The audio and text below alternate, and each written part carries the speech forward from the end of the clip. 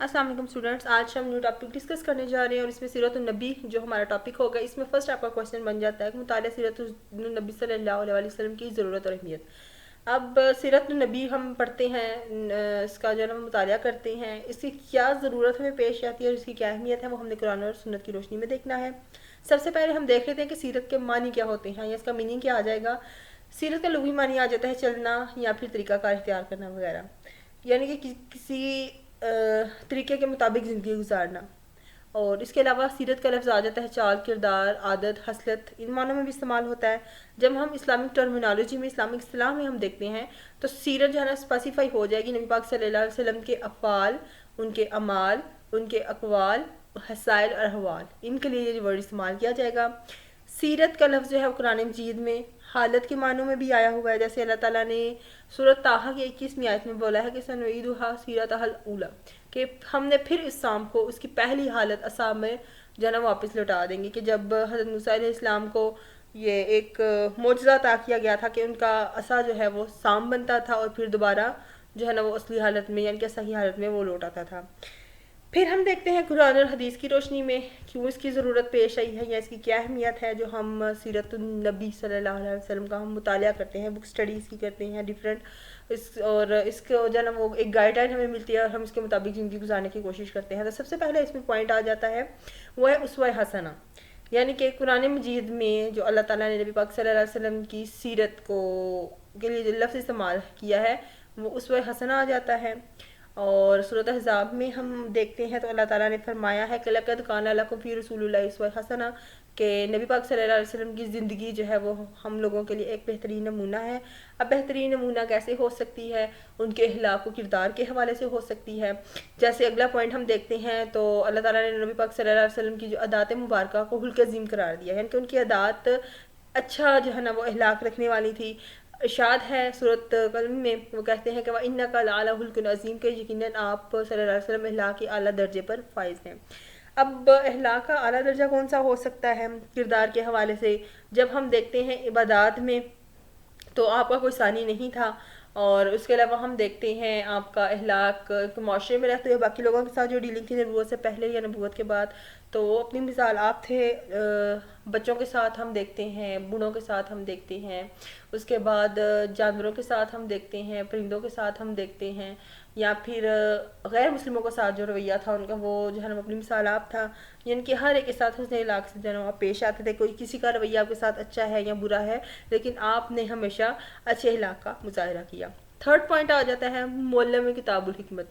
अब मौलम किताबुल हिकमत कैसे हो सकते हैं, क्योंकि नबी पाक सल्लल्लाहु अलैहि वसल्लम की बेइज्जत का मकसद ही मेन इसमें आ जाता है, वो है कुरान मजीद और साथ में हिकमत की तालीम दे रहे हैं। यानी कि कुरान मजीद में रूल्स एंड रेगुलेशंस जो दिए गए हैं, कुरान मजीद में जो हिकमत और दानाई की तालीम दी गई है कुरान मजीद के हवाले से, उनको लोगों तक पहुंचाना और उन पर अमल करवाना। जैसे कुरान मजीद में हम देखते हैं कि आल इमरान में अल्लाह ताला ने फरमाया है कि अल्लाह ताला ने मोमिनीन पर उस वक्त एहसान किया जब उसने उनमें जो है ना एक अजीमुशान रसूल भेजा, जो उन्हें अल्लाह की किताब की जो आयात हैं वो तलावत करके सुनाता है, उनका तज़किया करता है और इन्हें किताब और हिकमत की तालीम देता है। अब यहाँ पर जो है ना वो एक तो दावत इस्लाम की तरफ जो है ना वो लेकर आना, यानी कि दीन की दावत देना, तबलीग करना है, साथ वो आयात पढ़ कर सुनाते हैं, फिर उनका तज़किया करते हैं, इनके अपने अमाल के ज़रिए, अपने अफ़ाल के ज़रिए बाकायदा एक जो है ना रोल मॉडल पेश करते हैं और साथ में इसकी तालीम देते हैं। हम देखते हैं ना कि इसकी मिसाल हम इस तरह ले सकते हैं ना कि एक इंसान वैसे जो है ना ज़ुबानी कलामी कहता है और एक बाकायदा अमल करके बताता है, तो जो अमल करके बताएगा उसकी बात में ज़्यादा अट्रैक्शन होती है एज़ कम्पेयर टू एक ज़ुबानी कलामी बात कही जाए। ये चंद आयात थी या कुछ पॉइंट्स थे जो कुरान की रोशनी में जो है वो सीरत की अहमियत को, उसके मुतालिया को उजागर करते हैं। हदीस आ जाती हैं, उन हदीस को हम देखते हैं तो हमें मज़ीद इसकी अहमियत का जो है ना वो हम पता चलता है कि एक सीरत नबी सल्लल्लाहु अलैहि वसल्लम के मुतालिया की क्या अहमियत है या क्यों उसकी ज़रूरत पेश आती है।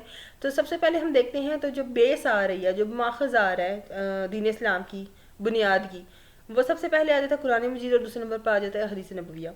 और कुरान मजीद अल्लाह ताला का वो कलाम है जो नबी पाक सल्लल्लाहु अलैहि वसल्लम کے جو ہے نا وہ کردار ان کے عمل سے ہمیں ثابت ہوتا ہے بہت زیادہ.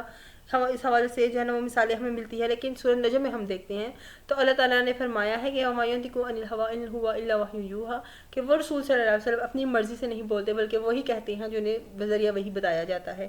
یعنی کہ جو گائیڈ لائن ان کو دی جاتی ہیں, جو انسٹرکشنز ان کو دی جاتی ہیں قرآنی آیات کی صورت میں, نبی پاک صلی اللہ علیہ وسلم اس کا باقاعدہ عمل کر کے جو ہے نا وہ اپنے عمل سے ثابت کرتے ہیں. کے حوالے سے اس میں فرسٹ آگے جو نا حدیث کی روشنی میں ہم دیکھتے ہیں تو فرسٹ پوائنٹ اس میں آ جاتا ہے وہ اطاعت رسول صلی اللہ علیہ وسلم. اب نبی پاک صلی اللہ علیہ وسلم کی اطاعت کے حوالے سے ہم دیکھتے ہیں نبی پاک صلی اللہ علیہ وسلم خود ارشاد فرمایا ہے, ان کی ایک حدیث ہے, وہ کہتے ہیں کہ میری ساری امت جنت میں داخل ہوگی سوائے اس کے جس نے انکار کیا.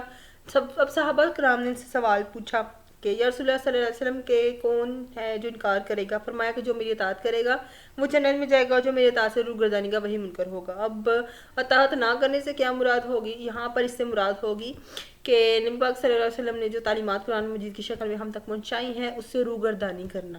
یعنی کہ جو حلال کام ہے, جو کام ہم نے سر انجام دینے ہیں جس سے ہماری دنیا اور آخرت سنور سکتی ہے, ان کو چھوڑتے ہوئے برائی کی طرف جو اعمال سے انجام دیں گے وہ یہاں سے مراد ہوگی. اور دوسرا پوائنٹ اس میں آ جاتا ہے سنت رسول صلی اللہ علیہ وسلم کی پیروی کا حکم.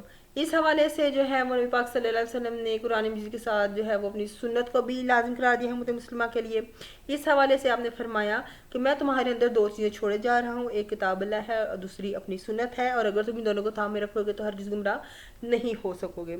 تیسرے نمبر پر جو پوائنٹ ہم پڑھتے ہیں یا ڈسکس کرتے ہیں, جو مطالعہ سیرت النبی کی ضرورت اور اہمیت کو اجاگر کرتا ہے, اس میں آ جاتا ہے سچی ہدایت کا راستہ. اب سچی ہدایت کا راستہ کس طرح ہو سکتا ہے؟ نبی پاک صلی اللہ علیہ وسلم نے اس حوالے سے فرمایا کہ بے شک سب سے بہترین کلام اللہ تعالیٰ کی کتاب ہے, سب سے بہترین ہدایت کا راستہ محمد صلی اللہ علیہ وسلم کا راستہ ہے. اگلا پوائنٹ آ جاتا ہے, اس میں ہم دیکھتے ہیں تو قرآن احکام کے فہم کے لیے مطالعہ سیرت النبی جو ہے نا وہ اہمیت کا حامل ہے.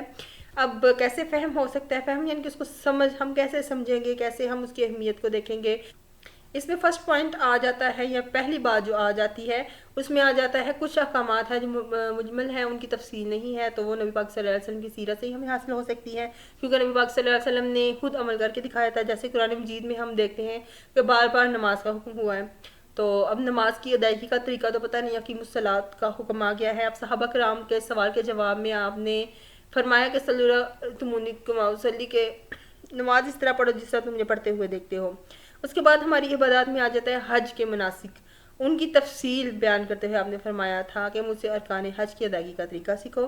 یعنی کہ ہم جو باقاعدہ عمل جو ہماری بدنی عبادت آ جاتی ہے جس میں نماز اور حج آ جاتا ہے, اس کا طریقہ ہمیں نبی پاک صلی اللہ علیہ وسلم کی سیرت سے ہی مل سکتا ہے.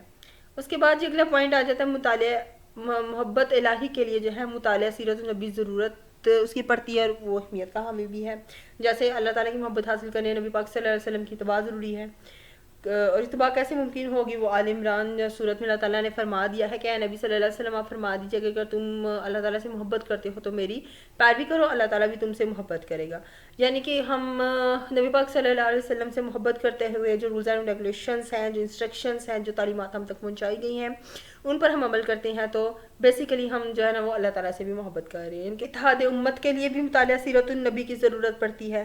جیسے سورۃ نساء میں اللہ تعالیٰ نے فرمایا کہ فَإِن تَنَازَعْتُمْ فِي شَيْءٍ فَرُدُّوهُ إِلَى اللَّهِ وَالرَّسُولِ, اگر تمہارا کسی معاملے میں اختلاف ہو جاتا ہے تو پھر تم اللہ اور اس کے رسول صلی اللہ علیہ وسلم کی طرف لوٹا دو. یعنی کہ وہاں سے جو ہے وہ مطالعہ کرو اور مسئلے کا حل جو ہے تلاش کرو. اگلا پوائنٹ ہے جی, اگلی جو آ جاتی ہے بات جو اہمیت کو اجاگر کرتی ہے, وہ آ جاتی ہے عدل و قضا کے لیے. یعنی کہ معاشرے میں ہم نے امن و سکون قائم کرنا ہے, اور جب ہم امن و سکون قائم کریں گے تو جو ہمیں نبی پاک صلی اللہ علیہ وسلم کی جو تعلیمات آ جاتی ہیں, جو ان کے اپنے اعمال آ جاتے ہوں, ہم ان کو مد نظر رکھیں گے, ہم ان کو پڑھیں گے, دیکھیں گے, تو پھر ہمیں آئیڈیا ہوگا کہ وہ باقاعدہ کیا اس حوالے سے حکم ہے. تو اس میں ہم ایک مثال دیکھ لیتے ہیں کہ چوری کی تھی ایک عورت فاطمہ نامی نے, تو پھر آپ نے اس کے ہاتھ کاٹنے کا حکم دیا تھا. یہ ایک بیسٹ ایگزامپل آ جاتی ہے عدل و انصاف کے حوالے سے. محاسن اخلاق کے لیے عمدہ مثال آ جاتی ہے نبی پاک صلی اللہ علیہ وسلم کے اخلاق, اور اس کے لیے بھی جو ہے نا وہ سیرت النبی کا مطالعہ بہت زیادہ ضروری ہے. جیسے نبی پاک صلی اللہ علیہ وسلم نے فرمایا کہ بعثت لتمیم مکارم الاخلاق, کہ مجھے اخلاق کی تکمیل کے لیے بھیجا گیا ہے.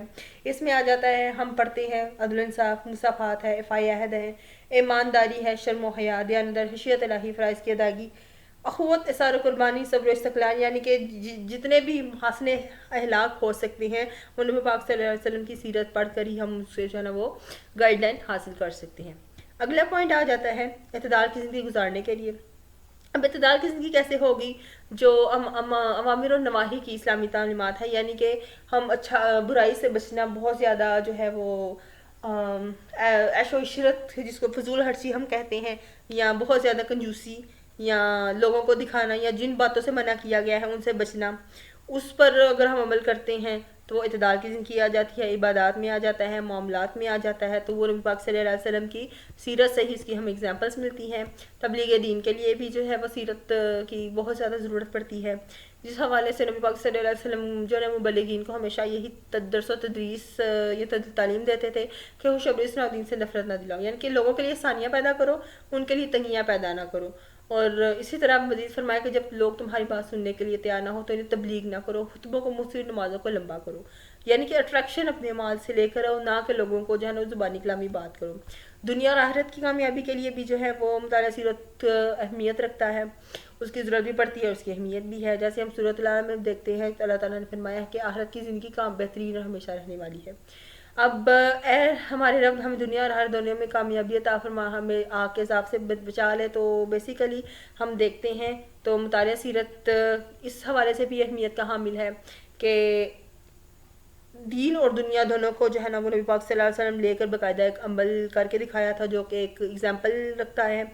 और कहते हैं कि अमर बिल मारूफ और नहीं मुनकर का जो है फिर एहसन तरीके से अदा अगर कर सकते हैं या कर सकें तो उस रास्ते पर भी हम चलें जो दुनिया और आखिरत में हमें सुरखरू और कामयाब करे। तो बेसिकली हमें इसके लिए मुतालिया सीरत की जो है ना वो ज़रूरत पड़ती है। हम सीरत नबी सल्लल्लाहु अलैहि वसल्लम का मुतालिया करेंगे तो हमें फिर पता चलेगा कि बेसिकली हमने अपने जो हमारा वे ऑफ लाइफ है वो कैसे हमने स्पेंड करना है। तो ये हमारा आज का टॉपिक था जिसमें हमने एक क्वेश्चन डिस्कस किया सीरत नबी के हवाले से। इंशाल्लाह नेक्स्ट हम जो है ना मज़ीद इस टॉपिक को जो डिस्कस करेंगे मुख्तलिफ पॉइंट्स के हवाले से। Thank you.